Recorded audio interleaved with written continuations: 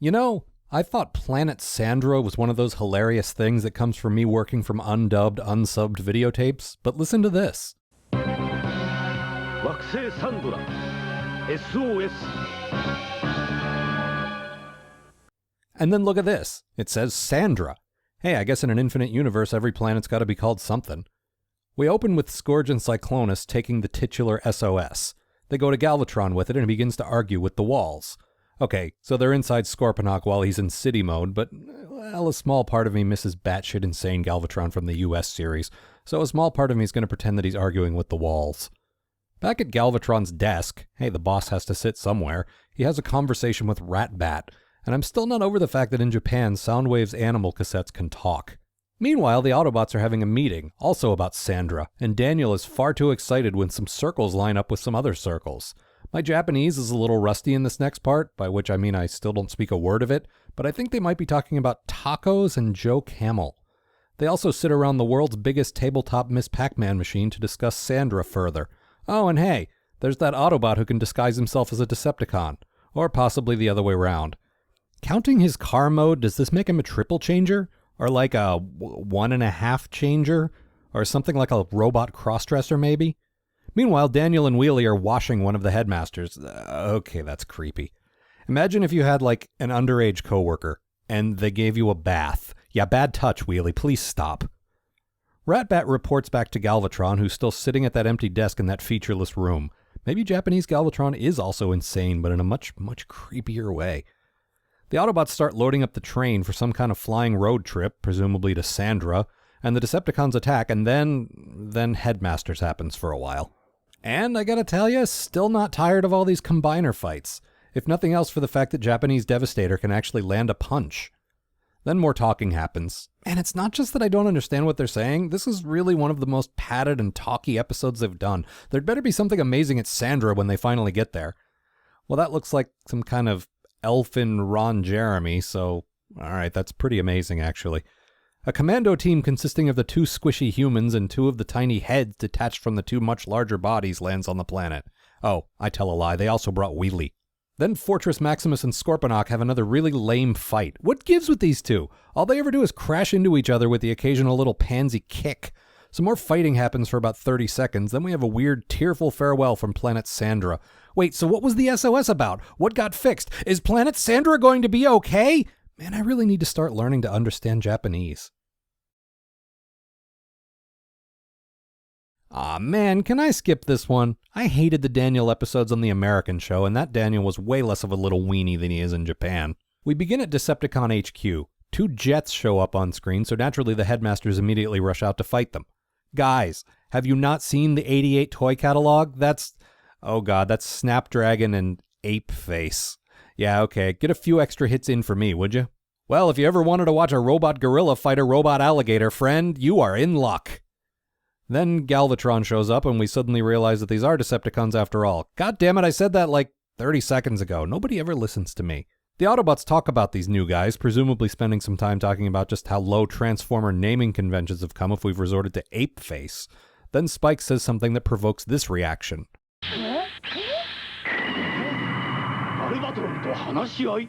Then Cybertron explodes, except that it probably doesn't. We know how this show loves to play that trick. Meanwhile, Galvatron gets really angry at a piece of paper, then starts arguing with the walls again. Back at Autobot HQ, we're also really concerned about a piece of paper. This one has something to do with Daniel, presumably his biggest crisis ever. That's my guess anyway. So the Witwicky family pile into the flying space train, which then goes to the space bridge, then to some island. Really seems like there'd be an easier way to do that.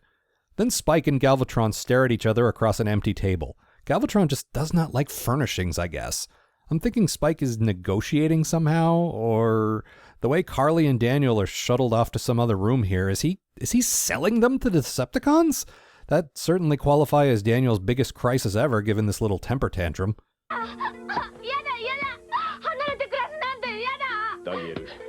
The theory does kinda fit. Dad, he's saying, I'll clean my room, I'll eat my vegetables. Please don't sell me to Galvatron in exchange for a 6-pack of trendy microbrewed beer for you and enough Energon to get the train bots back home. Sorry, Daniel, Galvatron is your new father now. Do I have to go too? Asks Carly. Shut up, woman, you bring shame to this family. Then the Autobots get bored with waiting for whatever's going on and start sumo wrestling, and then we reveal that Spike hasn't been negotiating with Galvatron all this time like we thought. That's Six-Shot! Oh no, I guess. Then some fighting breaks out, and we see the two new guys being a gorilla and a dragon thing. Seriously, I had this toy, and I never had any idea what the hell it was supposed to be. He's a jet, he's a robot, and he's a pile. Then the Decepticons, even Apehead and Dragon Pile, retreat and blow up the space bridge behind them. Then the Autobots go home and Daniel... Oh, that was bad translation. They meant Daniel has a big cry, not a crisis. Then the Autobots exile him and wheelie into space, I assume.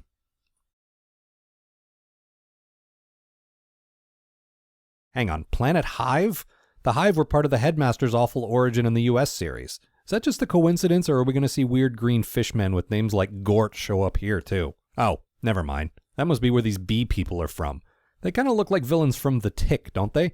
They're smart enough to know that they should turn around and run the hell away when they see that pointy purple symbol, at least. I think they call the Autobots for help, but they're too late by the time they get there. Nothing left but tiny pieces of bee guy ships, and, whoa, dead guys. One guy's still alive, though, and he proceeds to tell them about his planet. Probably not called Sandra, unfortunately, and its honeycomb hideout or whatever.